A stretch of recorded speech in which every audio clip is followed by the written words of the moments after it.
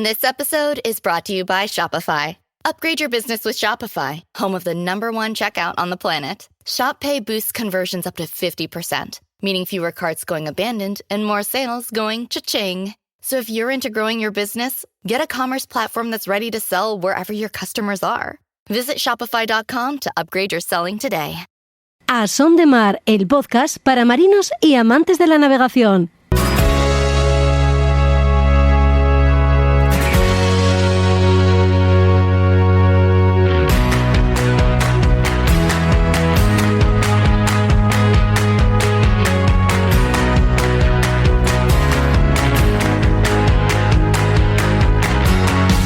Hola a todos, ¿qué tal? Bienvenidos a otro podcast de A Son de Mar. El capítulo de hoy viene nutrido de actualidad.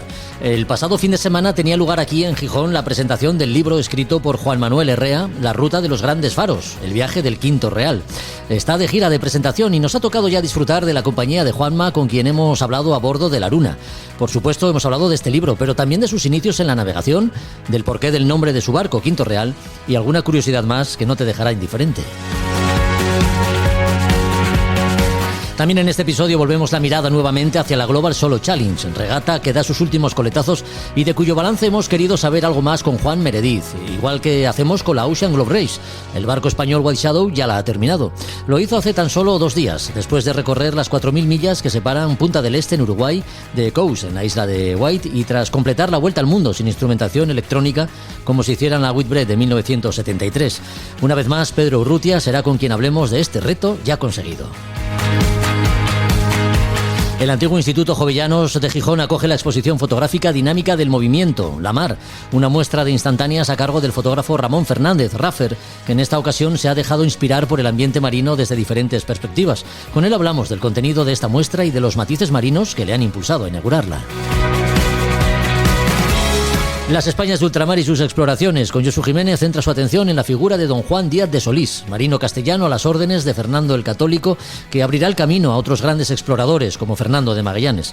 Y para terminar, Roberto Bucetas nos pone al corriente de lo necesario que en materia de legislación y trámites hay que tener a la hora de presentar la documentación del barco para que todo esté en regla. Matriculación, asiento, despacho, bueno, esas cosas. Comenzamos.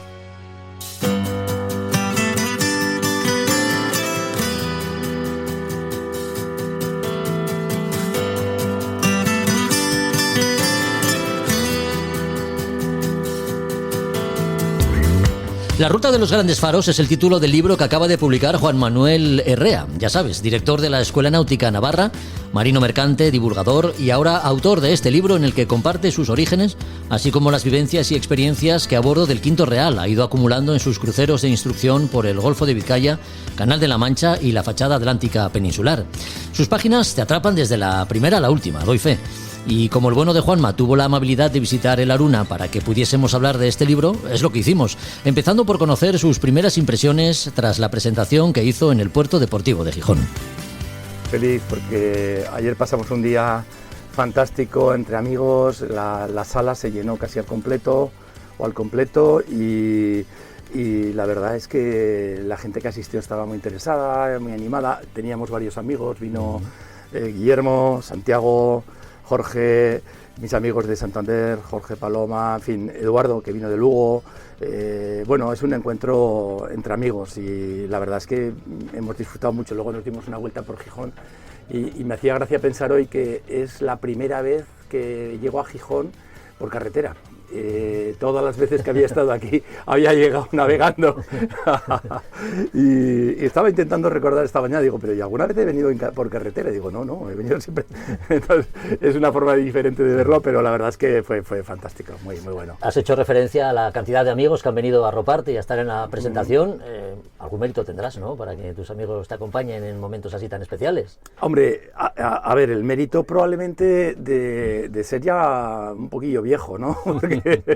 Pero bueno, en realidad tal vez sea un poco la consecuencia de una manera de plantear probablemente la vida y sin duda el trabajo, ¿no? Mi visión del trabajo y de la profesión pues siempre ha sido dejar en la estela de la vida unas relaciones humanas profundas y bonitas, ¿no? Y la verdad es que el mundo de la navegación y de los barcos y de la vela se presta mucho a ello, ¿no? Porque las personas con las que navegas indudablemente terminan siendo tus amigos y además de ello, pues la visita, cuando tú navegas y vas de viaje y llegas, por ejemplo, a Gijón, pues haces amigos, porque eres una persona que está en el camino y un cierto vagabundo y te encuentras con personas que ves, que se interesan y que te ayudan y que tú correspondes y al final se crean vínculos y yo tengo la suerte, la fortuna y la satisfacción de haber sembrado los puertos de buenos amigos. Sí, sí, es así. Juan Manuel, antes de sumergirnos en las páginas de este libro, si nos permites, queremos conocerte un poco mejor. ¿Quién es Juan Manuel Errea? ¿Cuándo se inicia en el bello arte de la navegación y por qué la náutica te atrapa ya desde un primer momento? Bueno, pues como tú vas a leer el libro, sí, sin duda, me consta que lo vas a leer, porque una cosa es vender libros o regalarlos y otra cosa es que los libros sean leídos, ¿no? Lo que verdaderamente me ilusiona es que leas el libro, ¿no? Y ahí hay algunos capítulos que son autobiográficos, ¿no? Y cuento un poco pues el origen de esta vida dedicada a la navegación, ¿no? Pero en mi caso, la causa de que yo terminara siendo marino y que haya sido marino fue la casualidad y la atracción de la aventura como tal, ¿no? Yo he sido montañero siempre y fue en un viaje de montaña, cuando tenía apenas 17 años, cuando navegué por primera vez. Y me di cuenta claramente el primer día que navegué a vela que aquello era especialmente bonito e interesante, ¿no? Y probablemente con mi formación humana, diríamos, como montañero y como persona, pues todo lo que me he encontrado en mi vida de marino ha sido más o menos de alguna manera lo mismo, o por lo menos humanamente lo mismo, ¿no? Contacto con la naturaleza, emoción, aventura, relaciones humanas interesantes, profundas, de personas que piensan más en lo trascendental que en lo coyuntural, ¿no? De alguna manera. Y bueno, esa es la causa. En realidad, quitando los estudios de la carrera, yo estudié en Santander, pues el resto de mi formación pues ha sido heterodoxa, se puede decir, ¿no? Yo no vengo de una escuela de vela, no vengo de un club marítimo, no vengo de una localidad de la costa y por lo tanto he tenido que aprender mucho por mis propios medios, ¿no? Sí, porque te iniciaste de forma autodidacta a los 17 años y llevado quizá por el arrojo de la juventud, ¿cómo fueron aquellas primeras experiencias? Fueron muy aventureras. Bueno, aquellos eran otros tiempos, sin ninguna duda. Para empezar, no vamos a decir que todo estaba permitido porque había algunas cosas que estaban muy castigadas, ¿no? En tiempos de Franco, ¿no? Franco murió cuando yo tenía, pues eso, 16, 17 años, que ya es decir, ¿no? Pero sin embargo, se respiraba un aire de libertad en muchos aspectos y en muchas actividades que hoy en día están terriblemente reguladas, ¿no? Entre ellas, pues la navegación, ¿no? Por lo tanto, nosotros pues hacíamos cosas francamente lo que hoy se diría que son outsiders, ¿no? Hoy serían casi delictivas, ¿no? Sí. Navegar sin ningún tipo de permiso y sin títulos, ¿por qué no decirlo, no? Y luego pues estas cosas tan bonitas que hacíamos de navegar de playa en playa, de cala en cala, de amarrarnos a las rocas, de no entrar nunca en un puerto, de dormir en la playa cantidad de veces o en el barco apoyado en la arena, en fin, esas cosas tan... Eso era libertad. Eso era libertad, sí, ¿no? Sí. Eso era libertad y luego...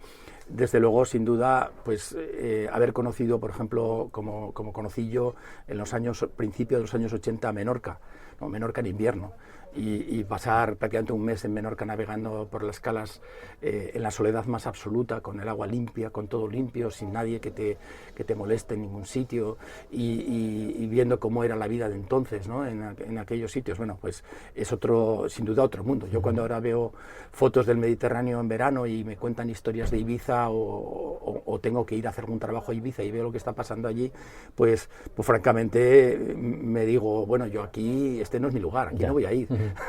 Pero bueno, hay que saber apreciar lo bueno del cambio de los tiempos, del paso del tiempo, y en eso estamos, ¿no? En la actualidad navegas en el Quinto Real, el barco que muchos conocerán porque han hecho algún curso de formación con la Escuela Náutica de Navarra, en la que eres director, y es el barco que también te ha llevado pues a recorrer la costa cantábrica, el sur de Inglaterra, el norte de Francia. Es ahí donde, digamos, acumulas el mayor número de experiencias que aparecen reflejadas en este libro, La Ruta de los Grandes Faros.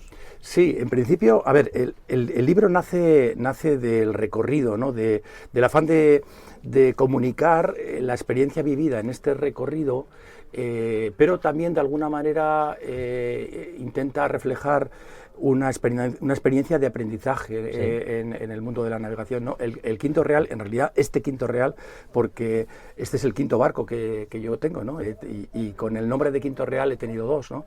Este Quinto Real, que yo creo que es el barco con el que me jubilaré, si Dios quiere, pues es un barco que ha navegado probablemente entre 50 y 60.000 millas. Y toda esa navegación es navegación que se ha hecho en la Ruta de los Grandes Faros, fundamentalmente, ¿no? Entonces, claro, es un bagaje que merece la pena un relato, ¿no? Porque el conocimiento de las costas de Bretaña, de las costas de Normandía, del sur de Inglaterra, ¿no? Es, de alguna manera, el conocimiento del lugar en el que se dio la génesis de la navegación de recreo que nosotros conocemos, ¿no? La navegación a vela y la navegación por el placer de navegar y por el ocio, ¿no? Sí. Y nosotros, cuando llegas, por ejemplo, aquí a Gijón y ves un puerto deportivo tan bonito como este, que es una auténtica maravilla, yo pienso, ¿no? Esto es la consecuencia, es la herencia de todo lo que hemos visto que nació en ese litoral, ¿no? Y que fue evolucionando, ¿no? De alguna manera, todos los barcos de construcción europea, los diseños, la tecnología, pues viene de allí, ¿no? Y esa herencia es palpable, ¿no? Este muelle de aquí, pues la mitad de los barcos son de construcción francesa, como tú sabes, ¿no? Sí. Y es un concepto francés, los franceses han liderado este tipo de cosas, entonces, claro, recorrer estas costas a fondo y conocer todos estos lugares y, bueno, y ver cómo se gestiona todo esto, incluidos los puertos deportivos, pues es francamente muy interesante, ¿no? Sí, tienes especial atracción por Francia, por lo que dices ahora y por lo que he podido intuir de lo que ayer decías en la presentación del libro. ¿Cómo tú que conoces bien el país, cómo se vive allí el mundo de la vela? Es que es una filosofía de vida. A ver, la vela en Francia tiene un protagonismo difícil de entender si no convives con ellos y sobre todo si no lees literatura actual y contemporánea que relata pues las grandes páginas, ¿no? De la historia de Francia. Pero yo creo que para explicarlo bastaría poner un ejemplo, ¿no? Cuando Éric Tabarly ganó la primera Transat, contra todo pronóstico, le comunicaron a los 2 días de llegar allí, a llegar a Norteamérica, le comunicaron que De Gaulle quería que regresara inmediatamente a París porque le había concedido la Legión de Honor. Eso da ya una idea de la importancia que a partir de aquellos años tomó esta actividad en Francia. Hombre, hay que decir, el respaldo que supuso, ¿no? Para el mundo de la vela. El respaldo y el prestigio, ¿no? El prestigio. Sí. Y lo que es bonito es pensar que incluso hoy en día la vela, en el ámbito sobre todo de la navegación oceánica, no es un deporte vinculado a economías de altos presupuestos. Es decir, los navegantes siguen siendo marinos muy altruistas, que viven humildemente, muchos de ellos, que muchas veces les faltan patrocinios. Ahí está Jean Le Camp y gente así, que cuando van a participar en una regata, pues todavía les faltan medios. Es decir, sí, hay mucha tecnología y mucho respaldo, pero sobre todo es social, es un concepto social, ¿no? De una actividad que está integrada en la cultura francesa, pues como de alguna manera lo es el alpinismo, se puede decir, porque ellos tienen la ventaja de que tienen un océano fantástico y las montañas más bellas de Europa, ¿no? Y entonces, pues sí, en ese sentido se puede decir que Francia, en lo que se refiere, digamos, a este tipo de actividades, es toda una referencia. El título, La ruta de los grandes faros, ¿a qué hace referencia? Porque hablar de faros se habla, pero no es el grueso de las páginas del libro. Bueno, me hace gracia pensar que el nombre, La ruta de los grandes faros, es un nombre que hemos creado nosotros. Y digo nosotros así en majestático, ¿no? Sí. Porque realmente cuando empezamos a hacer este viaje, yo nunca había oído mencionar a este recorrido con este nombre, ¿no? Y, hombre, yo no desde luego no voy a hacer un copyright ni muchísimo menos, ni le atribuyo gran mérito, pero me hace gracia pensar que le hemos dado nombre a un recorrido que se lo merece, ¿no? El nombre viene indudablemente de que como referencia todos los faros que se encuentran en el extremo noroccidental de Francia son aquellos que se construyeron en la época más esplendorosa, ¿no?, de la construcción de los faros, que se dio en todos los países atlánticos europeos, sin ninguna duda, pero que en Francia tenía la característica de que estos edificios se tuvieron que construir, se tuvieron que apoyar sobre rocas casi inaccesibles, muchos de ellos, ¿no? Entonces, esa construcción, aparte de, digamos, de lo importante que fue en su momento, y sigue siendo, pues tiene una historia épica, ¿no? Una historia épica, y de alguna manera también la representación para un país como Francia de la grandeur, que dicen ellos, ¿no?, del esplendor del país y del afán que tenían de ser una potencia en el ámbito del transporte marítimo, y un país, bueno, y eran muy necesarios, en realidad eran muy necesarios. Muchos de ellos se construyeron porque la estadística que había de naufragios en una determinada zona pues era estremecedora, ¿no? Entonces decían, oye, esto tenemos que balizarlo mejor porque aquí la gente muere y los barcos desaparecen, estos son grandes desgracias, sí, ¿no? Ese es un poco el origen, ¿no? Bueno, esto va con la personalidad de cada uno, ¿no? Pero para un marino como tú, con inquietudes literarias y capacidad reflexiva, que sabe del trimado de velas, de la derrota a seguir, que está atento a los partes meteorológicos, ¿con qué mirada ve el mar? ¿Cómo navega? Pues, a ver, yo creo que con el paso del tiempo lo que ocurre es que lo que son aspectos puramente técnicos, y a mí concretamente, especialmente la instrumentación y los automatismos y las instalaciones, pues me interesan desde el punto de vista profesional, porque hago con frecuencia trabajos para hacer valoraciones de barcos, asistencias para técnicas, ¿no?, para compraventa, ¿no?, en tiempos hice inspección técnica también, pero sin ninguna duda lo que más me atrae del mundo de los barcos es el aspecto humano, ¿no?, el aspecto, digamos, de la vivencia y si se quiere también del arte de navegar comprendido de una manera, se podría decir, integral. Yo uso mucho para navegar, para definir un poco lo que es navegar, la palabra integrar, ¿no?, el verbo integrar. Integrar significa que la persona que navega, cuando ya acumula una cierta experiencia y tiene sentido, sí, pues en todo el proceso, en la preparación del barco, en la preparación de la salida, en la propia navegación, en la toma de decisiones, adopta una actitud de integración. Tiene todo, digamos, vinculado, conectado en su inteligencia, y eso hace, al final, da un resultado un poco mágico, ¿no?, que es el acierto, la belleza en la navegación, el acomodo del barco, el trazado de la ruta, que tenga un gran acierto, ¿no?, que es muy importante. Eso diferencia mucho a unos marinos de otros, ¿no? Por ejemplo, una cosa tan sencilla como esa, ¿no?, el que el barco dentro de un determinado rumbo acomode mejor, se mueva mejor, navegue bien, no más rápido a veces, pero sí bien, es decir, que no golpee tanto, que las personas vayan un poquito mejor, que escore un poquito menos, tal vez, en fin, todo ese tipo de cosas le dan una finura que es muy bonita, ¿no? Después de escribir este libro, La ruta de los grandes faros, ¿podríamos decir que eres una especie de intermediario? ¿Te has convertido en una especie de intermediario entre el lector y tus propias vivencias en el libro? Es decir, ¿hay un objetivo de hacer del lector cómplice con lo que tú has vivido? Bueno, en ese sentido, esta obra, este libro es bastante improvisado, es decir, está escrito a lo largo de un año y pico, pero está escrito sin dedicación exclusiva. De hecho, hay algunos capítulos que yo los he escrito a vuela pluma, se puede decir, prácticamente en una tarde. No he perseguido un objetivo concreto, es un poco heterodoxo en ese sentido, ¿no? Es un libro que se puede leer en cualquier, digamos, orden. Sí.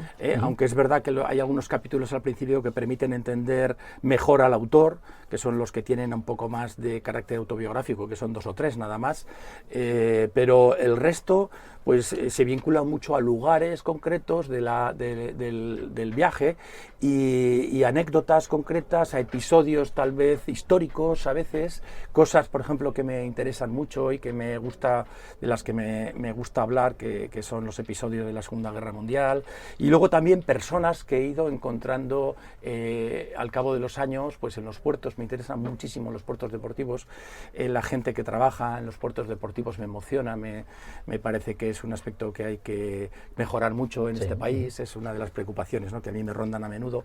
En fin, ese es un poco el trazado, ¿no? Es un libro magníficamente editado, con fotografías en color, que se hace seguro que muy entretenido de leer y bueno, apoyado en todas estas imágenes, que no dejan de ser imágenes testigo, ¿no?, de todo lo que tú has navegado. Sí, bueno, las fotografías forman parte del relato, no es un libro de fotografía, tiene 75 fotografías en color, la maquetación y el diseño es de una empresa de diseño gráfico de Madrid que se llama Contracorriente, que la dirige una persona extraordinaria que se llama Ramón.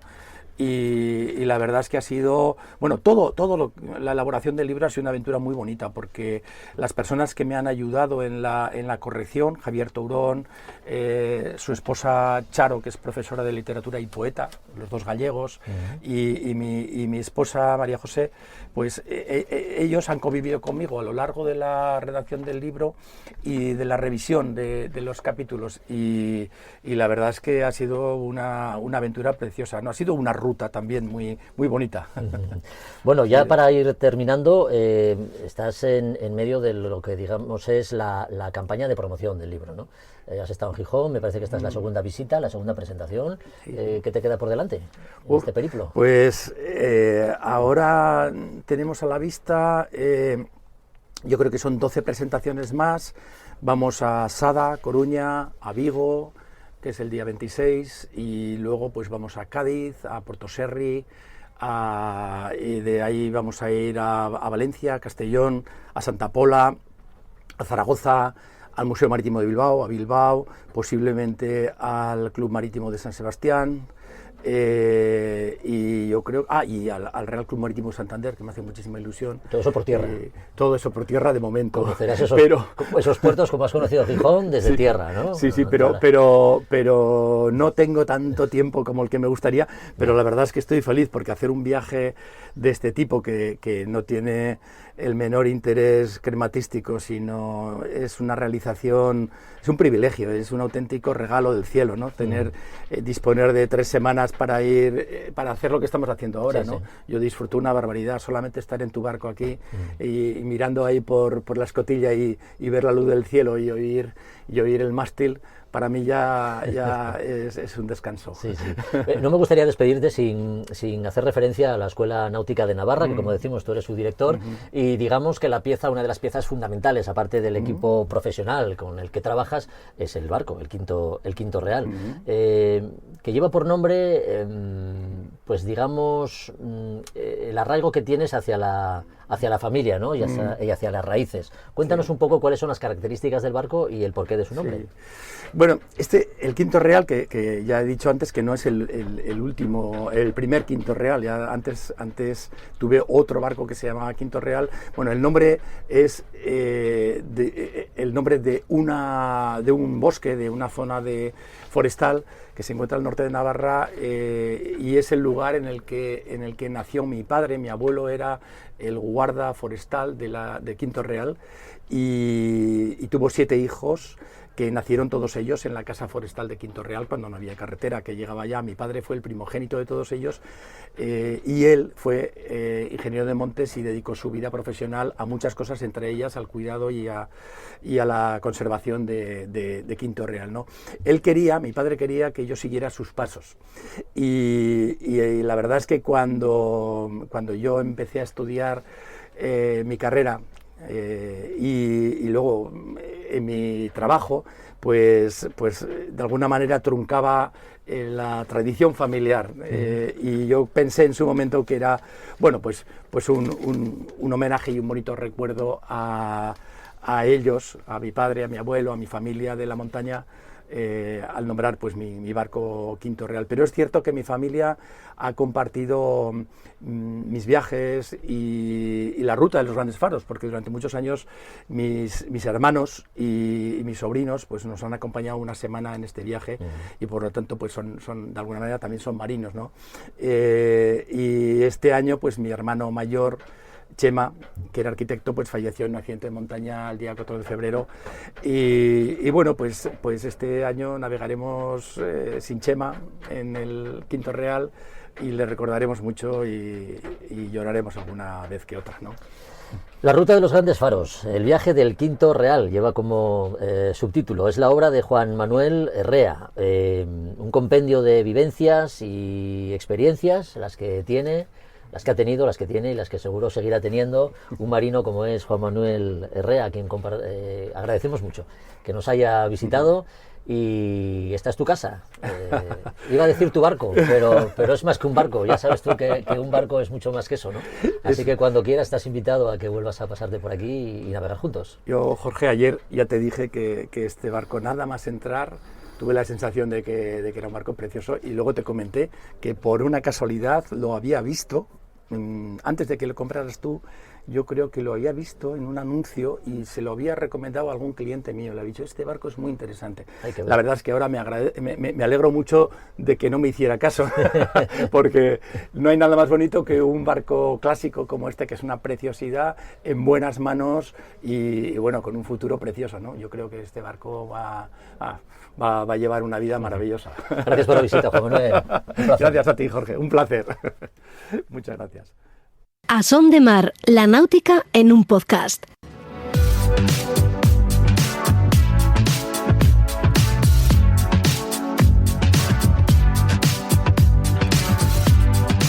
La hemos seguido con interés, lo hemos hecho con alguien que sabe bien de lo que habla porque ha conocido los entresijos de la Global Solo Challenge. Ha formado parte de ella y su proyecto ocupó los minutos de este podcast que fueron necesarios para que también vosotros compartierais con él sus ilusiones, anhelos, decepciones y bueno, alguna frustración. Hoy vuelve para darnos el resumen final de una prueba oceánica que ha despertado el interés de grandes navegantes, porque eso es lo que han demostrado cada uno de los participantes que se ha hecho a la mar en la Global Solo Challenge. Juan Meredith, ¿qué tal? ¿Cómo estás? Muy buenas. Pues estoy muy bien, estoy a bordo del barco para variar y bueno, expectante, ¿no? Por ver cómo sigue la Global y qué va a pasar al final con Luis Robben, ¿no? Que está por ahí abajo haciendo un trabajo increíble. Pues sí, eso te iba a decir, hemos hablado de resumen final, pero no sé hasta qué punto podremos dar por concluida la Global Solo Challenge mientras Luis Robben siga con ganas de estar en regata, que al menos eso parece, ¿no? Sí, bueno, teníamos unos tiempos límites y tengo que reconocer que yo sabía los míos, sí. No sabía los de los demás barcos. Recordamos que es una regata a la inversa con tiempos compensados antes de la salida de cada uno y Luis fue, si no recuerdo mal, el segundo barco en salir a la mar después de David. Ha tenido que parar varias veces, es un hombre mayor, se lo está tomando con mucha calma, pero la aventura es extraordinaria, absolutamente extraordinaria. Tuvo que parar también en el sur de Australia, ahora tuvo un incidente después de pasar Cabo de Hornos, ya hubiera querido yo, y tuvo que ayudarle la Armada Argentina porque acabó teniendo un problema dentro del canal de Beagle. Sí. Y actualmente está en Ushuaia. Desconocemos si la intención es continuar. La intención seguro que es continuar. Si va a poder continuar o no, no lo sé, porque tenía arrastraba algunos problemas de piloto automático, para variar, y ahí están. Bueno, eso parece, al menos la organización no lo da como retirado. Otro de los navegantes del que queremos hablar es el norteamericano David Linger, que ha sido el último en llegar a La Coruña el lunes, intentando, por cierto, librar los vientos del nordeste que no tenía ninguna gana de coger, como es lógico cuando estás a punto de completar una vuelta al mundo, ¿no? Sí, la verdad es que estoy súper contento porque es un tío encantador. Sí. El barco es un barco, un Class 40 también, precioso lo tenía, un color gris y amarillo chulísimo y se le veía muy, muy bien preparado, me lo estuvo enseñando y era un barco muy bonito por dentro. Bueno, ha tomado realmente David desde que salió el mismo día que salí yo, o que salió Cole o Roberto, pues se lo tomó con calma. O sea, su objetivo claro era llegar, desde luego una vez que ves que se te escapan, en este caso Cole, que hizo un trabajo increíble, sí. Lo normal es navegar controlando roturas y asegurar que, en su medida, ¿no? El que vas a poder llegar y bueno, estoy realmente súper contento de que finalmente haya cumplido su sueño, que era llegar a Coruña de vuelta. Juan, lo cierto es que la aproximación a La Coruña no ha sido fácil, no lo ha puesto fácil a los navegantes que han ido llegando, ¿no? Digamos que las condiciones, por lo general, han sido entre duras y muy duras. Ahí están las que tuvo, por ejemplo, Philippe de la Mar o Ricardo Tosetto, que tuvo que ir sorteando bajas y frentes que se movían rápidamente a su alrededor, ¿no? Es curioso. Sí, si hacemos memoria y haciendo algo muy bueno, que es repasar los podcasts de As on the Mar antiguos, yo desde el principio lo dije, siempre se habla de Cabo de Hornos como ese gran reto, y yo siempre dije lo mismo, el gran reto es Finisterre, tanto a la salida, que lo fue, sin lugar a dudas, no para todos los barcos, pero la nuestra fue dantesca, y tanto. Como la vuelta, que había que pasarlo 2 veces, y bueno, la punta de la península es lo que es la Costa da Morte y puede ser muy peligrosa, ¿no? Y sí, como bien dices, David lo ha navegado bien, buscando la mejor de las situaciones y Roberto, por ejemplo, pues Roberto realmente tuvo unas condiciones tremendas. Mismamente, Philippe de la Mar, recordabas bien, lo mismo. Tuvo unas condiciones que hizo que, por ejemplo, en ese momento coincidía con el primer barco de la Ultim, y tuvo que esperar a aquella regata de los trimaranes gigantes dando la vuelta al mundo. El otro barco tuvo que esperar a que pasase. Philippe, un monocasco, de otra manera, con Tormentín, lo aguantó muy bien. Ya. Uh-huh. La pauta humana, digamos que se ha repetido también en esta ocasión, ¿no? A la alegría generalizada de quienes han completado la Global Solo Challenge, pues se ha unido la decepción de unos, la frustración de otros y desde luego el orgullo de todos por haberse lanzado a completar el reto, ¿no? ¿Es una vuelta al mundo más o hay que hablar de ella en otros términos, Juan? Tú que la conociste. Bueno, yo creo que yo espero ansioso la segunda edición, que sé que la va a haber. Hay mucha gente interesada, hay gente que se ha puesto en contacto conmigo.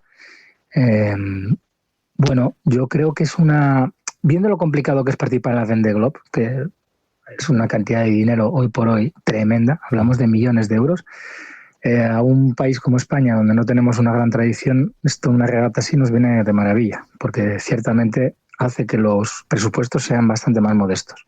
A raíz de esos presupuestos y de que consigamos participar y quién sabe si ganar una regata como esta, sea un Juan Meredí de la vida o sea otro, seguramente las empresas, tanto de la industria como de empresas que vean que aquí hay una herramienta de marketing, quieran entrar. Y quién sabe si estemos abriendo la puerta a gente que pueda acabar participando de nuevo en una Vendée Globe, ¿no? Porque ya te digo, a día de hoy hablamos de muchos millones de euros. Entonces, fantástico la visión que tuvo Marco Nannini y su tripulación. Sin lugar a dudas va a haber otras ediciones. Yo tengo que decir que debo agradecer, ¿no? Porque muchos de tus oyentes me han seguido y es emocionante. A día de hoy, todavía ayer, me encontré con gente y que me reconoció y que me daban las gracias. Tampoco sé por qué, quizás por tener la ilusión de meterse en un lío de estos, pero ojalá hubiéramos sido más, sin lugar a dudas, pero los que han estado siguiéndola son los mejores. Ya. Así que desde aquí dar las gracias a todo el mundo. Fíjate, recuerdo la primera salida de David Hughes y su buen hacer a bordo del barco más lento de la flota hasta llegar a Tasmania, donde tuvo que quedarse, o el fantástico trabajo de Cole Brauer y su equipo. También recuerdo tu abandono, pero ahora igual te pongo en un aprieto, ¿no? Pero llevándose todos los navegantes los honores de quienes se han enfrentado a un reto de las características de una vuelta al mundo, ¿destacarías el trabajo de alguno de los participantes por encima de cualquier otro? No, todos han hecho un trabajo increíble. Mira, me voy a meter a mí incluso, fíjate en la ecuación. Sí, claro. Es decir, al final fueron muchos años peleando, y hablo en nombre de todos, ¿eh? Sí. Un montón de tiempo. Hay gente que iba con más patrocinadores, otros sin ninguno, y bueno, y es fantástico. Es decir, quiero recordar a todos, estoy pensando ahora mismo en Alessandro Tosato, ¿no? Pero todos los que han estado realmente han hecho un trabajo, una labor, han dejado la piel y bueno, ansioso porque llegue, por saber qué va a pasar con el último barco y sobre todo porque venga la siguiente edición y porque haya más de un barco español en la salida. La Global Solo Challenge. La la Global Solo Challenge, que sigue oficialmente viva, ¿no? Louis Gaubin está en regata, lo cual demuestra pues hasta qué punto la determinación de quien quiere completar una vuelta al mundo a vela, pues está fuera de toda duda, ¿no? De esa pasta, pues también estás hecho tú, Juan. Así que nada, te animamos para que sigas peleando, para que te volvamos a ver luchando en una salida de vuelta al mundo, ¿eh? Y aquí tienes tu casa. Mientras el barco siga conmigo y el barco está conmigo de momento, yo mismo me obligo a seguir soñando. Hay gente por aquí que me lo dice insistentemente. Veremos si se puede hacer. Estoy mejor de lo que estaba antes. Tengo un barco ahora mismo que flota y que es fantástico. Nos vamos esta noche, mañana, hacia Cartagena a saludar a amigos youtubers que hacen allí un concilio náutico. Sí. Uh-huh. Y bueno, quién sabe. Ojalá podamos estar en la siguiente, pero el tema es seguir empujando. Pues seguimos en contacto y aquí estaremos para contarlo. Un abrazo, Juan. Muy bien, un abrazo.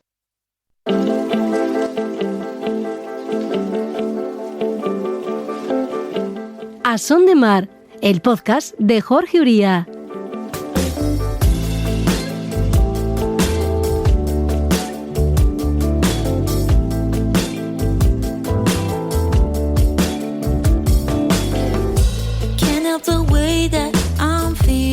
When I'm with you, you are weighing me down. Can't help the rhythm is making me no good. I just don't like the sound. Could you please make some room and get out of my face? I can't grow, I can't bloom, so get out of my face. Or would you give me some air? Try to be more aware of what I need. You don't know what I need, yeah. Tiempo ahora para otra regata de vuelta al mundo que tampoco podemos dar por terminada oficialmente, aunque oficiosamente lo hagamos, porque hacemos nuestro el barco, el White Shadow, que ha representado a España y que ha llegado hace tan solo 2 días al puerto de Cowes en la isla de Wight, tras completar la vuelta al mundo de la Ocean Glove Race, regata que, emulando la mítica Whitbread de 1973, se ha completado sin instrumentación electrónica. ¿Qué tal, Pedro? ¿Cómo estás? Muy buenas. Pedro Urrutia. Hola, Jorge, ¿qué tal? Encantado de saludarte. Oye, estamos emocionados, no tanto como vosotros, eso seguro. ¿Qué tal han ido las cosas? ¿Cuáles son las emociones y sentimientos que todavía palpitan ya en tierra y después de completar una vuelta al mundo? Ahora a la llegada, ahora estamos en la isla de Cowes, en la ciudad, en la población de Cowes, en la isla de Wright, ahí enfrente de Southampton, justo donde salimos, y estamos yo estoy todavía con el descorche de las emociones. Van brotando a borbotones, No es para menos. Vientos irregulares al inicio de la última etapa, calmas ecuatoriales, ya en el hemisferio norte, pues los alisos del nordeste, ¿no? Y las siempre presentes corrientes cerca de la línea de meta que complican la llegada. ¿Ha respondido a las expectativas esta última travesía, Pedro? ¿Cómo ha ido? Sí, yo la resumiría con una palabra que es ceñida y escora. Sí, hay que añadir una segunda.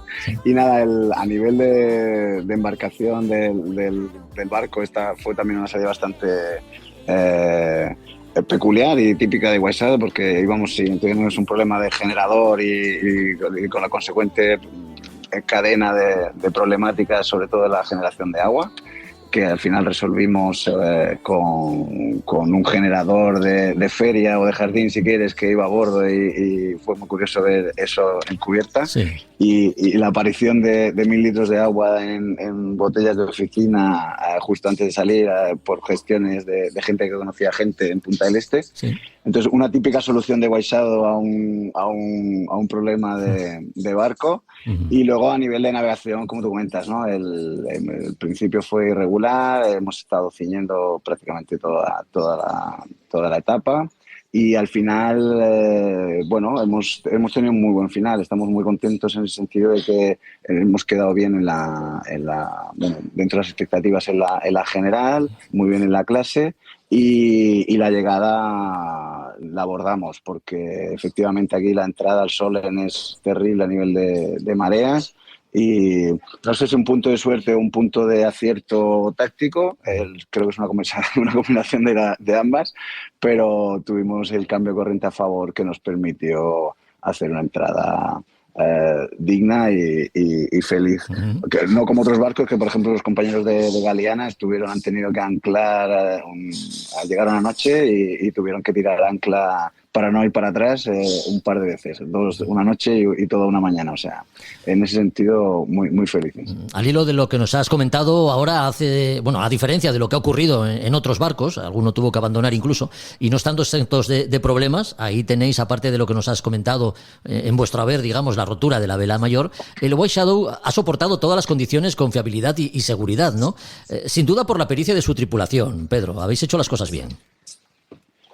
Bueno, quiero pensar que sí, el barco es un barcazo, nos ha tratado genial, hemos intentado estar a la altura de lo que se merecía este barco, que es alucinante, nos hemos sentido siempre muy seguros en él y hemos tenido pues variopintas, averías y inconvenientes que al final hemos ido resolviendo. Ya creo que te comenté cuando hablamos de que cuando rompimos el STAE, que sí, seguramente fue de las situaciones un poco más comprometidas porque poníamos en riesgo la estabilidad del palo. Y ahí pudimos resolver. Y luego esto, o sea, otro apunte, ¿no? Que aquí llegando casi bueno, después de pasar la línea de salida, la línea de llegada, no podíamos arrancar el motor, o sea, tuvimos que hacer un par de bordos más para poder conseguir arrancar el motor, que teníamos un problema de batería que también resolvimos. Entonces, creo que sí, que ha sido ahí colectivamente, podemos estar muy satisfechos en el haber resuelto las pequeñas y las grandes escollos con los que nos hemos encontrado. Claro que sí. Desde la salida y a medida que pasan los días y las semanas, navegar sin instrumentación electrónica, aunque ya entrenados antes de partir, llega a convertirse, digo yo, en una rutina que ni se plantea, ¿no? ¿En algún momento echasteis en falta algún tipo de apoyo tecnológico? No, bueno, nuestro navegante Guillón ha sido muy disciplinado en su método y lo ha llevado él prácticamente, o sea, aunque luego algunos le hemos ayudado, ha habido personas, por ejemplo, Fátima en la cuarta etapa se ha integrado mucho en el equipo de navegación y lo hacía de manera autónoma todo. Y no hemos echado, bueno, al final la tecnología de navegación astronómica acompañada con la BLU, que ha sido un soporte fundamental para nosotros, la radio con el equipo desde Reus o desde Argentina o la isla de Kakuro en Australia, el soporte de radio ha sido esencial para nosotros. Y a nivel de tecnología sí que nos hubiera gustado, por ejemplo, haber tenido... llegamos de día aquí a la entrada del Solen y nos hubiera gustado haber tenido acceso a cierta información para llegar más finos. Sí. Pero bueno, lo que digo, al final no sabemos si por suerte o por pericia nos salió bien, siguiendo también al final todas las tablas de mareas y teníamos y la información en papel la teníamos. Y yo personalmente, o sea, tenía ganas de reconectar y hablar con la gente que quiero y demás, pero no hemos echado de menos ciertas tecnologías, sobre todo el móvil, ¿no? Es como, el móvil es un elemento de nuestra vida que tiene una cotidianidad que al tercer día ya te olvidas de él y eso yo lo agradecí bastante. Jean-Christophe Petit, patrón del White Shadow, ha dicho que en el barco teníais 4 reglas, ¿no? La primera era llegar, la segunda hacerlo ganarlo todos, la tercera lo antes posible y siendo amigos, ¿no? Objetivos cumplidos, Pedro. Sí, esos son las famosas 4 As que hay, el All Arrived, ASAP, amigos. La última es en español, la de amigos, esto me gusta bastante. Sí. Y sí, o sea, tal cual, anoche cenamos con todas las familias, o con las familias que han podido venir aquí a recibirnos y toda la divulgación presente. Y comentamos, ¿no? O sea, hemos llegado todos con el barco, nadie se ha bajado, porque hay muchos barcos en los que han desistido a lo largo de la regata, ha bajado tripulación, esto nos consta que ha pasado, y nosotros, nadie ha dicho me bajo de aquí o no sigo con vosotros, y eso desde luego es genial. Y vamos, estamos convencidos que estaremos contando historietas y nos juntaremos cada X tiempo para contarnos historietas, y hemos hecho una pequeña familia, como algunos compañeros dicen, somos nuevos hermanos y hermanas con una familia ampliada. Claro que sí, sois la tripulación además más, no sé cómo calificarla, quizá más variopinta, ¿no? Y si uno sigue la regata en la página, siempre se destaca de vosotros lo mismo, ¿no? La alegría con la que navegáis y la gracia con la que hacéis las cosas a bordo, ¿no? Incluso en los peores momentos. Sí, ya se nos ha cargado San Benito de alegres, que eso es un San Benito del cual estamos orgullosos. Ayer justo llegaba Triana antes que nosotros y 2 horas, bueno, creo 1 hora y media, 2 horas después nosotros, y ahora estamos 4 barcos, hemos coincidido, estamos 4 barcos en el muelle. Uh-huh. Y todo el mundo habla de... O sea, yo viví anoche, por ejemplo, las llegadas, la nuestra fue como una explosión de jolgorio, pero enorme, ¿no? Estábamos todos como enloquecidos y henchidos de alegría. Y luego el mood de los demás, por cualquier cosa, es como un punto más tranquilo, ¿no? Bueno. Y creo que eso hemos dejado huella con eso. Hay mucho Mediterráneo a bordo, por algún sitio tendría que salir. Exacto, yo creo que el Mediterráneo cuenta en ese sentido, sí, porque es costa atlántica la mayoría de las embarcaciones, son bretones y aquí creo que el factor Mediterráneo ha tenido su quehacer. Sí. Seguro que el Pedro Urrutia con el que estamos hablando hoy no es el mismo que entrevistamos a la salida de la Ocean Globe Race. Eso seguro, o sea, ahora estoy aquí en el club viendo el Solen y hablando contigo y pienso, ¿no? Hace 8 meses el Pedro que salía por ahí, por este canal y es bien distinto, creo que para mejor, supongo, alguna cosa del carácter se me habrá agriado, seguro que el mar tiene ese punto también.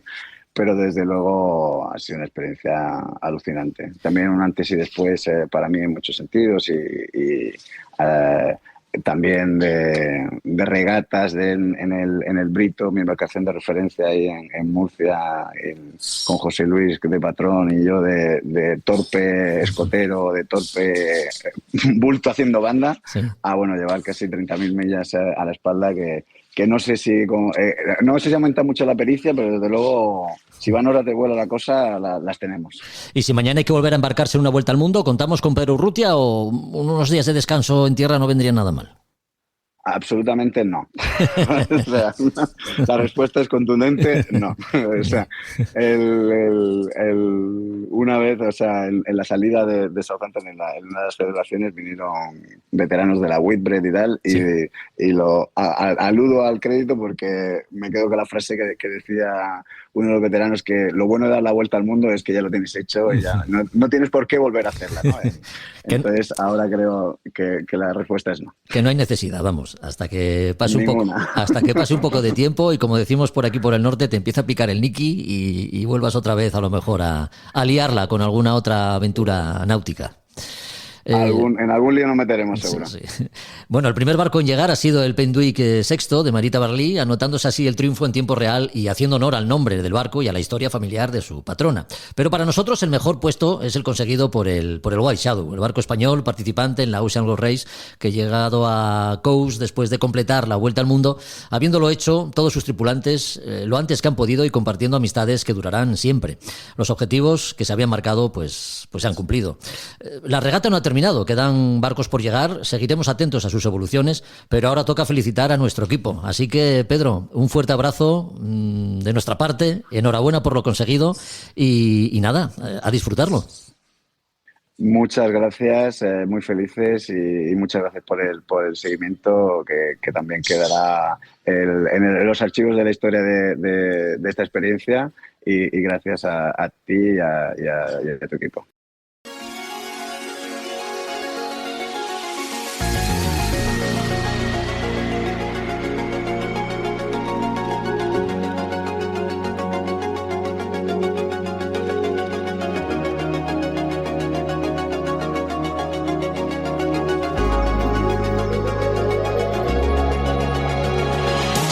Le vamos a dedicar unos minutos a la fotografía, porque nos ha llamado la atención la exposición fotográfica inaugurada el pasado día 21, que podrá contemplarse hasta el 24 de mayo en la sala de exposiciones del antiguo Instituto Jovellanos de Gijón.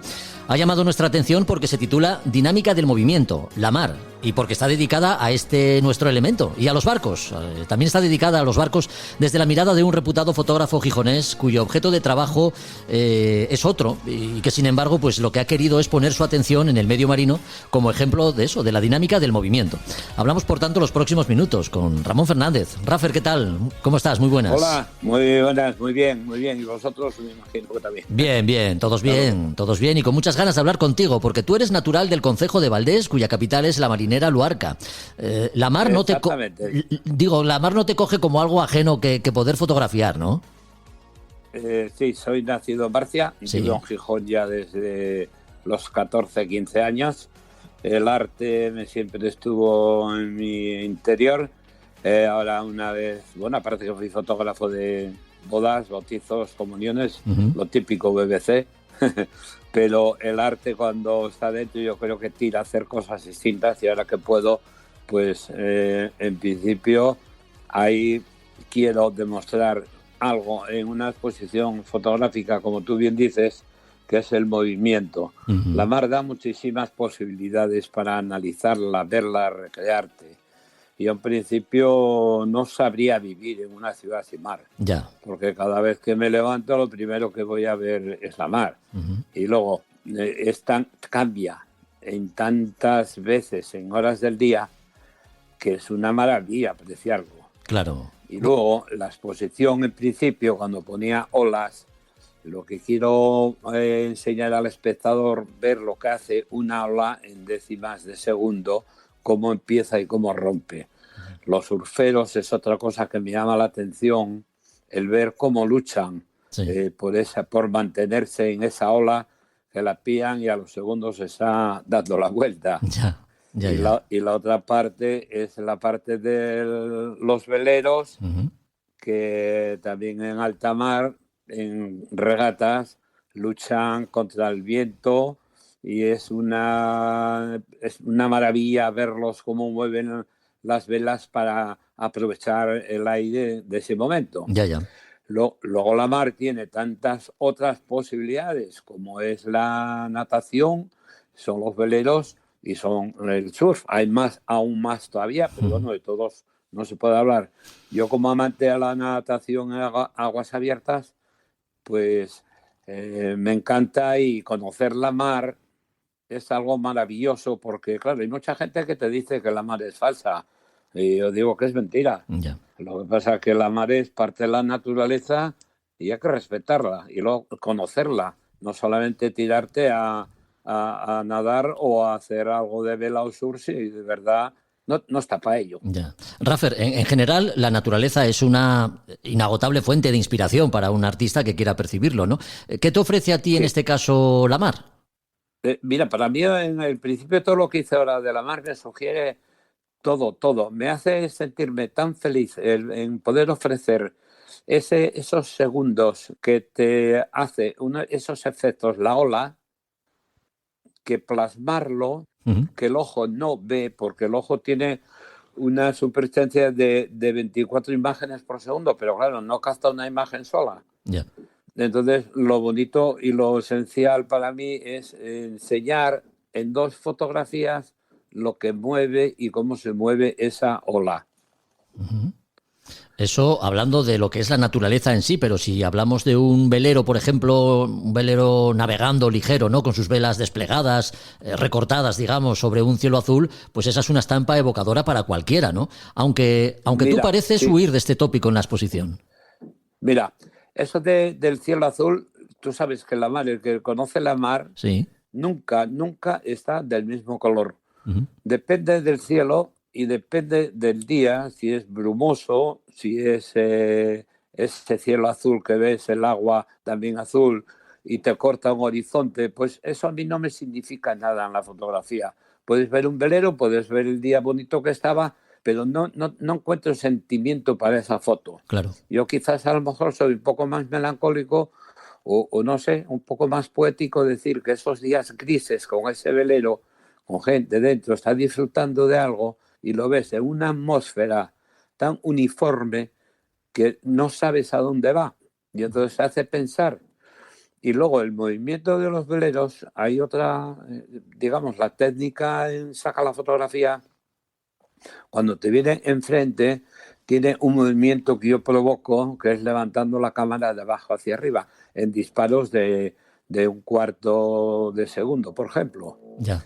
Y luego, cuando ese velero que tú dices que va despacio, lento, al puerto, con todo un cielo igual, mira, eso para mí me da una paz, porque entonces ese movimiento es el que te hace solo el velero. Ahí yo no intervengo, simplemente trípode, disparo, un tiempo de exposición para que él es el que haga el movimiento. Ya. Todo lo que haga la mar, todo me llena. Todo.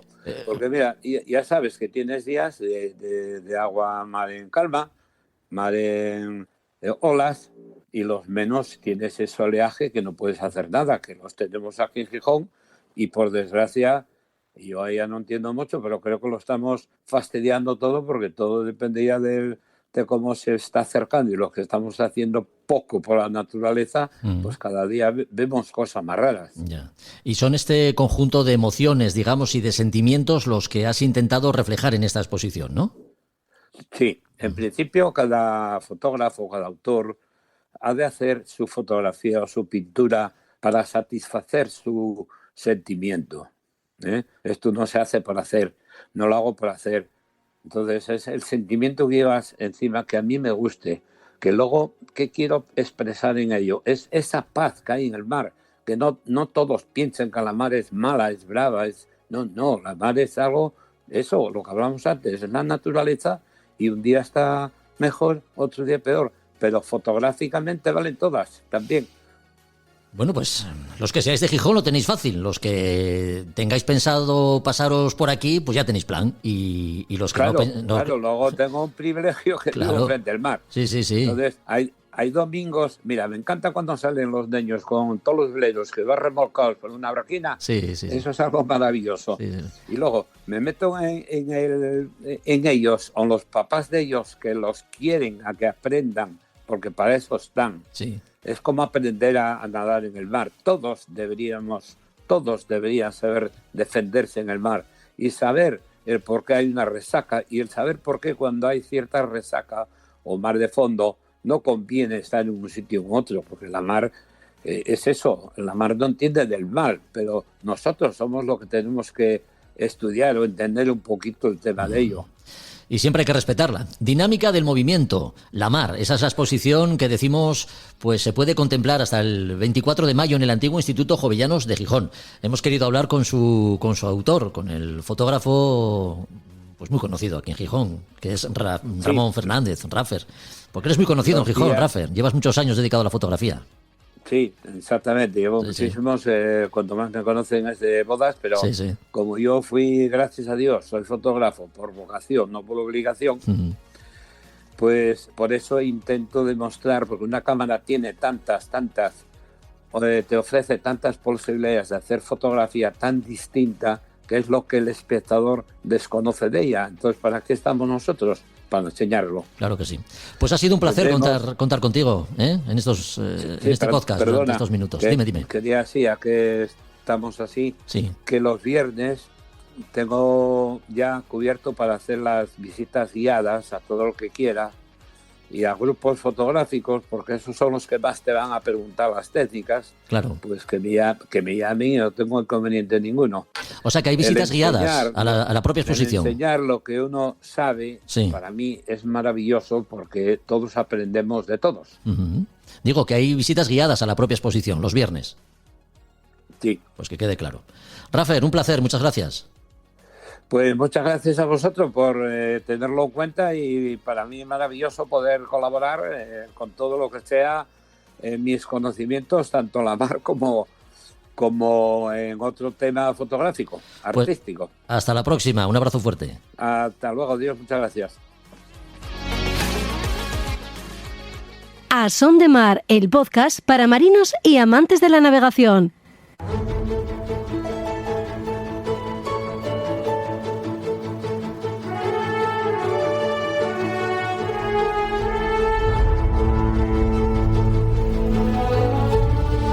De orígenes inciertos, el personaje protagonista en las Españas de ultramar y sus exploraciones se llama Juan Díaz de Solís, un personaje del que sabe muchas cosas Josu Jiménez. ¿No es así, Josu? Adelante.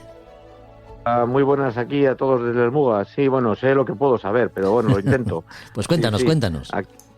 Pues bueno, este hombre, Juan Díaz de Solís, se conoce, el que lo conozca seguramente, el mar de Solís. Entonces, bueno, pues os voy a contar rápidamente todo lo que pueda de él. Y en principio se quedó como el descubridor del mar de Solís, que luego veremos cuál es, quien no lo sepa. En principio no se sabe bien exactamente si nació en Lebrija en 1470 o si realmente nació en Portugal, porque trabajó como cartógrafo para el rey en Sagres, en ese gran centro de investigación y sobre la navegación, ¿no? Pero bueno, volviendo a eso, él en principio ya trabajaba con el rey Fernando el Católico. En 1508 ya lo conocía por su fama y lo hizo llegar a Burgos con Vicente Yáñez Pinzón, de los famosos Pinzones. La intención era organizar un poco todo el tema de el señor Fernando el Católico era un hombre, ese sí que era un gran político e inteligente, y ya vio claramente el proyecto de las empresas ultramarinas. Con lo que entonces ahí, al final de esas conversaciones, fue cuando se instauró la Casa de Contratación como un organismo científico y responsable de esas expediciones. Acabó siendo el propio Solís el que ocuparía el cargo en los primeros tiempos, ¿no? Entonces, en esa reunión de Burgos, se le encomendó a Solís y a Yáñez la planificación de una expedición en busca del paso para llegar a las tierras de las especias, porque en el Tratado de Tordesillas estaba claro que España no podía llegar allí, aparte de que eso era de los portugueses, por el paso africano, sino que tenía en todo caso, si encontraba otro paso, y el paso era encontrar el paso a través de América, ¿no? Del recién continente descubierto. Entonces, bueno, hicieron la primera expedición ese mismo año, y bueno, pues en principio fueron hacia el Brasil, aunque bueno, otros dicen que recorrieron la zona del Darién. Al final, bueno, pues llegaron sin poder conseguir ese paso, como es lógico, en agosto de 1509. Allí ya en España tuvo algún enfrentamiento, Yáñez Pinzón se retiró, Solís pues estuvo por ahí de mala manera, hasta que al final acarreó muy mala fama, quedó tirado, pero al final sus dotes de navegante le hicieron salir para adelante, y el rey le volvió a reclamar en una nueva expedición. El rey le tenía lo conocía, su personalidad inquieta, amante del mar, arrojado hasta la temeridad y sin demasiados escrúpulos. Esa era lo que más le interesaba a Fernando el Católico, que era un especialista en eso, ¿no? Entonces, como os comentaba, el tema del Tratado de Tordesillas, pues tenía que viajar por Occidente para llegar allí. Había que buscar el paso. Y además había que conseguirlo hacer sin sin que, incumpliendo todo el propio Tratado de Tordesillas. A Solís le ofrecieron entonces unos barcos e incluso le dio un presupuesto de 8.000 ducados, es decir, estaba muy interesado Fernando el Católico. Él aceptó, se preparó, pero al final la burocracia, todos los trámites, todos los problemas, aquello se iba retrasando. Después de tanta dilación, el tema de los retrasos era un poco el problema de que tenía Fernando el Católico, Isabel la Católica, sus hijas casadas con los portugueses. Había que medir, porque estamos hablando de geopolítica, como siempre. Al final consiguió bastante más tarde, salió a ultramar, salió para allá. Y salían en principio 3 carabelas que, con la prisa, vio que una de ellas se encontraba con los fondos sucios, lo quiso Solís sacar a varada, pero cargado, rompió, iban a salir con 2, entonces al final hasta Fernando el Católico dijo, te consigo otro barco, y al final salieron para allá. La idea no era bajar hacia abajo, hacia el sur, pero él desobedeció las órdenes y recorrió, ¿qué es todo lo que sacó? Recorrió minuciosamente, porque la ventaja y lo grande que hizo fue que si él no consiguió dar el paso como fue Magallanes, lo que sí consiguió es un previo de recorrer minuciosamente la costa, tomó notas, llegando a conclusiones que esto, con la ayuda de Nuño García Torreño, que era el maestro cartógrafo de la Casa de Contratación, fue el que consiguió esas cartas náuticas que Magallanes las utilizó para después conseguir lo que él no pudo, ¿no? Bajaron, llegaron a Río de Janeiro, que descubrieron, como dijo él, si hay un mundo paraíso terrenal, se encuentra aquí. Total, que allí repostaron, siguieron para abajo, no podían parar en la costa, veían que habían unos pueblos, indígenas hostiles, antropófagos, y al final encontraron un gran paso, un gran paso enorme que, todo el mundo puede imaginarse que no fue el de Magallanes, sino que fue el Río de la Plata, ¿no? El que ellos vieron, una hermosa panorámica, entraron, pero no podían entrar porque había unas corrientes, se juntaban las barras con las olas, como podéis imaginar. Las 3 carabelas no podían entrar, al final decidieron que pasaba una, las otras quedaban esperando. Entró precisamente, lógicamente la de él, que para eso era el comandante y el que comandaba todo aquello. Esto era 1516, ellos no sabían que eso era un río, aunque vieron que el agua era dulce, por eso lo llamaron el Mar Dulce. Siguieron el río que no era un río, era un mar, porque no se veía la otra costa del otro lado. Llegaron hasta los ríos Paraná y Uruguay, y allí, aquel río inmenso, fueron llegando hasta que, él sospechaba que estaba surcando un río y no el paso, pero siguió para explorar las tierras, siguió adelante. Vieron que según avanzaban que había mayor influencia de indígenas, veían ese barco los indígenas, y ellos al final echaron el ancla sobre los 34 grados 40 minutos, lo digo por si alguien quiere verlo, y allí junto a una isla, ¿no?, en la desembocadura de ese río, que llamaron Martín García, que fue un piloto que murió allí, de ellos, ¿no? Entonces, bajó él, dijo que desembarcaba él en uno de los compañeros, y ¿qué es lo que sucedió? Una cosa terrible, de lo más terrible que pudo haber pasado para unos exploradores, que ya no es que se te hunde al barco, sino que veas desde tu barco cómo los nativos, no sabemos si ya estaban escarmentados o no, pero se vieron sorprendidos por una muchedumbre. Ni siquiera la artillería del barco que se disparó podía conseguir sacarlos de ahí, y en menos de una hora los indios los mataron, los descuartizaron y devoraron a Díaz de Solís. Hay un monumento allí a Díaz de Solís, y entonces decidieron volver. Le llamaron, así se llamó el Mar de Solís en su ¿cómo se dice?, en su homenaje, y volvieron hacia España en 1516, en septiembre de 1516, y podemos decir que este mar así se llamó en su homenaje hasta poco tiempo, hasta hace poco, unos cuantos años a posteriori de ahora, en el que el nombre cambió por el Río de la Plata, ¿no? Uh-huh. Pero en principio este era el Río de Solís, el Mar de Solís, y lo importante no solo es esta parte terrible, sino que con esos datos, con ese viaje, con todo ello, lo que se consiguió es tener los datos suficientes para que Magallanes pudiese también tener referencias para encontrar ese paso. Por ahí pasaron la flota de Magallanes, de Loaiza, Elcano, bueno, Sebastián Caboto, etcétera, ¿no? Entonces, bueno, pues esta es la historia de este hombre que tiene un monumento allí en la desembocadura del río Uruguay, donde fue devorado por los indios. Un poquito es está la historia. Pues, perteneciente al círculo de los grandes exploradores de su época, Juan Díaz de Solís embarcó con uno de los hermanos Pinzón y recorrió buena parte de las Américas, ¿no? A mayor gloria de su rey Fernando el Católico, abriendo así la puerta de las grandes exploraciones posteriores. Un personaje que hemos conocido en las Españas de ultramar y sus exploraciones, de la mano, como siempre, de Josu Jiménez a bordo de su barco El Mugalari. Gracias, Josu. Hasta el próximo capítulo. Venga, hasta el próximo. Muchas gracias a todos. Un abrazo. Venga, hasta luego. A Son de Mar, el podcast de Jorge Uría.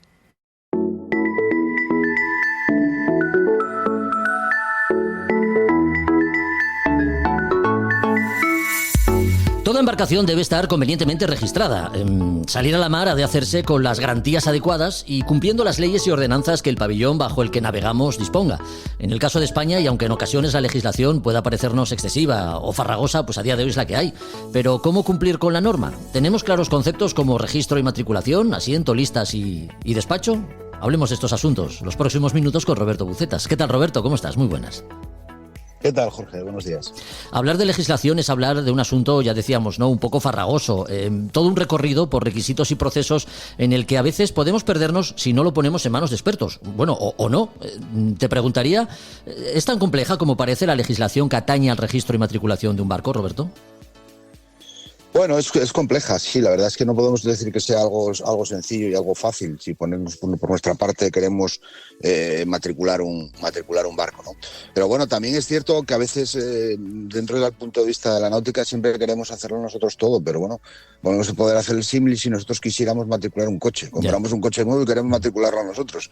Es algo que puede ser también muy complejo. Pues siempre estos trámites, pues bueno, pues los va a hacer la náutica donde compremos el barco, una gestoría, alguien que está especializado en todos estos temas. Pero bueno, podremos hacerlo nosotros también perfectamente, no habría problema, ¿no? Bueno. Lo primero que tendríamos a lo mejor tener claro es el proceso de lo que sería el abanderamiento del barco, lo que es el registro del barco y lo que es la matrícula, ¿no? Que son actos administrativos a través de los cuales nosotros podemos tener nuestro barco, pues bueno, con una matrícula y con un folio, que es lo que vemos en la práctica cuando damos un paseo por los barcos y vemos en la mura ahí puesto lo que sería el folio. Aquí hablamos del indicativo de matrícula que lo conocemos coloquialmente como el folio. El abanderamiento del barco es un acto administrativo porque es que se autoriza a un barco pues a enarbolar el pabellón del país de registro de ese barco, ¿no? Y eso es someterlo a la legislación de ese país, es decir,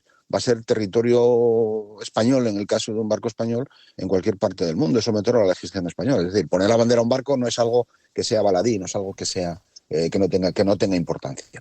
Para hacer ese abanderamiento posteriormente tenemos que registrar ese barco y después pues, nos van a asignar lo que se llama un indicativo de matrícula y un folio.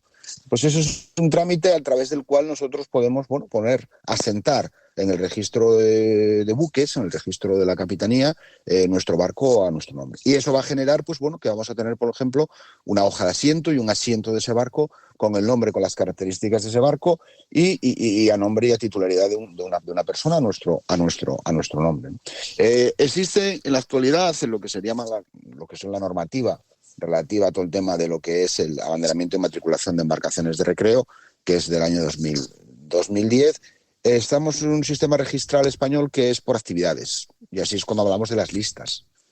Y hablamos de que tenemos en la actualidad 9 listas donde podemos matricular a los barcos, registrar a los barcos, ¿no? Desde luego, así rápidamente podemos decir que la lista primera serían los barcos de plataformas de extracción, lo que serían remolcadores de altura, supplies y demás, estarían en lista primera. Lista segunda son barcos mercantes, pasaje o barcos de carga. Lista tercera, barcos de pesca. Cuarta, los auxiliares de pesca. La lista quinta es la lista relacionada con servicios portuarios, remolcadores, embarcaciones relacionadas dentro de lo que son actividades portuarias. Y aquí habla el convenio SOLAS, establece una serie de clases. Y aquí podríamos ver dentro de esta quinta la clase T, que son los barcos de carga y buques de servicio de puerto que salen a la mar, o la clase S, ¿vale? Que son los que no salen a la mar, están dentro de lo que sería el propio puerto. Que todo esto va a implicar después los certificados de navegabilidad y el equipamiento de seguridad que nos van a exigir a esos barcos, ¿no? Y tenemos la lista sexta, que sería la que ya nos compete a nosotros, porque son ya barcos de recreo, hasta embarcaciones de recreo hasta 24 metros, y menos de 3.000 GTs y menos de 12 pasajeros. Porque a partir de 12 pasajeros sería un buque de pasaje. Lista séptima, barcos de recreo de uso particular. Octava, organismos públicos, administraciones públicas, tanto estatal, autonómica como local, estarían todos en lista octava. Y cabe decir aquí que si estamos hablando de un sistema registral basado en actividades, es decir, a lo que se va a dedicar ese barco, es un mercante, pesca, remolcador, lo que sea, pues aquí cambia un poco lo que sería todo lo que sería esta filosofía, y nos hacen una lista que son de barcos de entidades oficiales, de barcos del Estado. Con lo cual ya choca un poco, porque si todo el sistema registral es por actividades, pues aquí vamos a hacer un cambio y decimos que el sistema ahora es por armador. ¿Quién es el armador? ¿Quién es el propietario? Es un organismo público. Pues esto choca mucho, porque ahí dentro de esa lista octava pues caben, pues no sé, pues barcos de salvamento, neumáticas de las playas, barcos del CSIP, del tema de oceanográficos, barcos de bomberos, dragas de lista octava que pertenezcan al Principado de Asturias, por poner un caso. Es decir, choca un poco eso, y eso genera muchas veces conflictos y genera líos, ¿no? Ya. Y la lista novena son registros provisional, ¿vale? Un barco que está en construcción, pues bueno, le ponen un registro provisional y luego lo pasarán a la clase definitiva. Eso sería la lista en la cual vamos a tener inscrito nuestro barco, ¿no? Ya. ¿Qué papeleo tenemos que hacer para hacer todo eso? Papeleo a veces puede ser complejo, ¿no? Pero prepara los papeles y el dinero de las tasas. Sí, prepara un poco todo para registrar ese barco, sí, ¿no? sí. Pues tenemos que tener una factura que demuestre la titularidad de la propiedad de ese bien, ¿no? Tenemos que tener liquidación de aranceles, de impuestos, si claro, el barco está importado, viene del extranjero, ¿no? Tenemos que tener también pagado el impuesto especial de determinados medios de transporte. Barcos de eslora superior a 8 metros pagan ese impuesto para matriculación. La tasa de registro. Hay una tasa de registrar el barco, matricular el barco. Tasa de ayudas a la navegación. El tema de las ayudas a la navegación tienen que estar pagadas también en la matriculación de lo que sería el barco. Y la declaración de conformidad, de lo que sería el barco, serían las homologaciones del barco, ¿no? Tanto del barco como del motor. Una vez que se presente todo eso en la capitanía, en el registro de buques de la capitanía, pues a nosotros nos van a asignar, pues bueno, lo que sería ya un folio. Nos van a asignar un folio. Vamos a estar asentados en una hoja de asiento, con lo cual ya tenemos el barco en ese registro administrativo y público, que ahí está el barco a nuestro nombre, ese barco a nuestro nombre. Nos van a dar un certificado de navegabilidad, el cual nos va a permitir que tenemos las características del barco, la zona de navegación en la que se encuentra ese barco, y donde posteriormente vamos a realizar todas las inspecciones del barco, ¿no? Las ITERES. Y nos van a emitir lo que es el certificado de registro español, el permiso de navegación, ¿vale? Que eso es relativo, es un barco, es todo documento donde tenemos que ir revalidando cada cinco años. Y en el caso de que tengamos equipos radioeléctricos que tengan obligación de tener MMSI, pues tenemos que tener la licencia de estación de barco. Y esos son los documentos que nos expide la capitanía al barco. Y esos son los documentos que yo tendría que tener a bordo para el caso de una inspección, cuando nos puedan parar en la mar o vayamos a otro puerto y nos pidan la documentación del barco.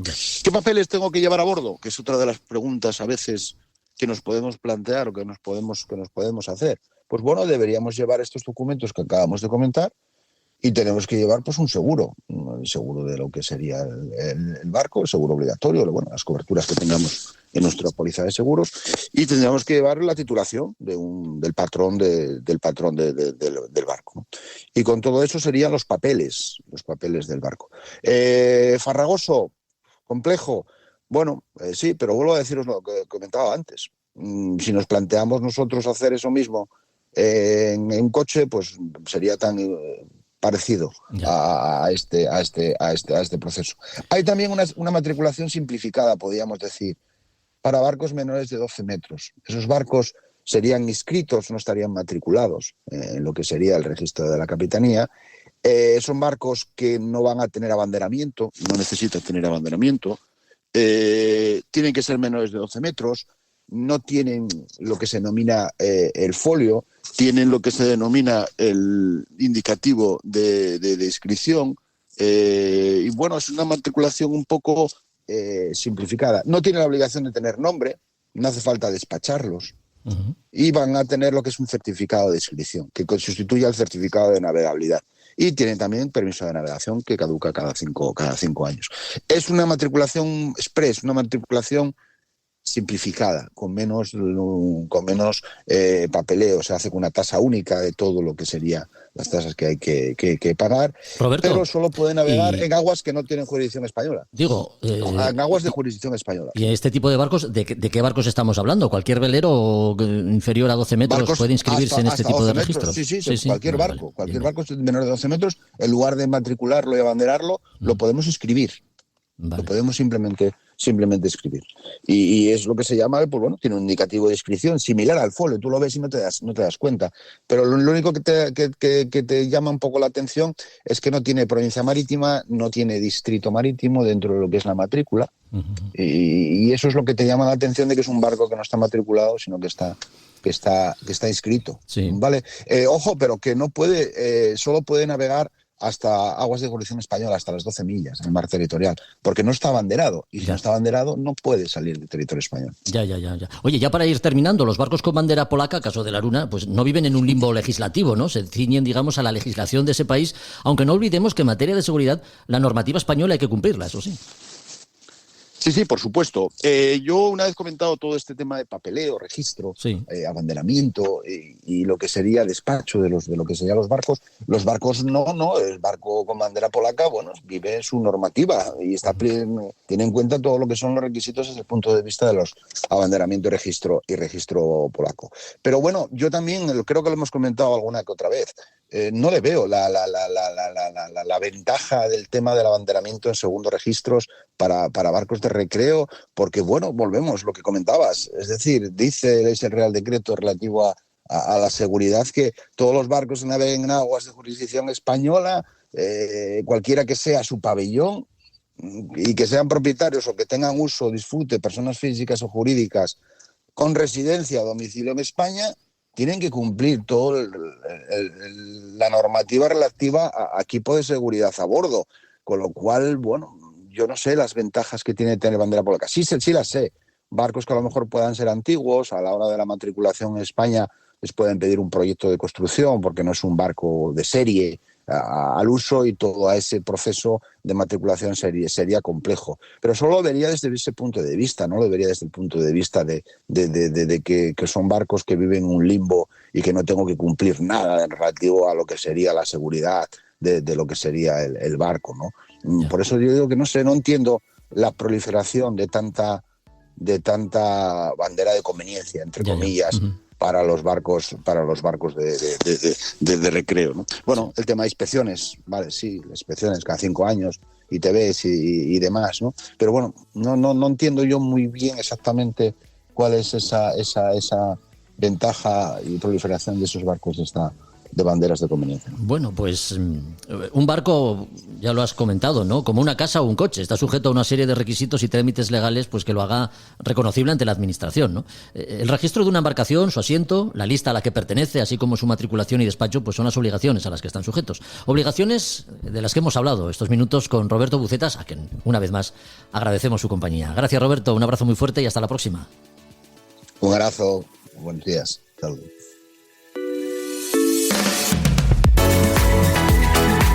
Pues hasta aquí otro podcast de A Son de Mar. Recuerda que volvemos en 15 días con más contenidos dedicados a la náutica y la navegación, y que te invitamos a compartirlos en cualquiera de las redes sociales que emplees para escucharlos. Suscríbete en iVoox o síguenos en Instagram como podcast A Son de Mar y en Facebook como A Son de Mar Podcast. Hasta el próximo capítulo. Adiós. A Son de Mar, la náutica en un podcast.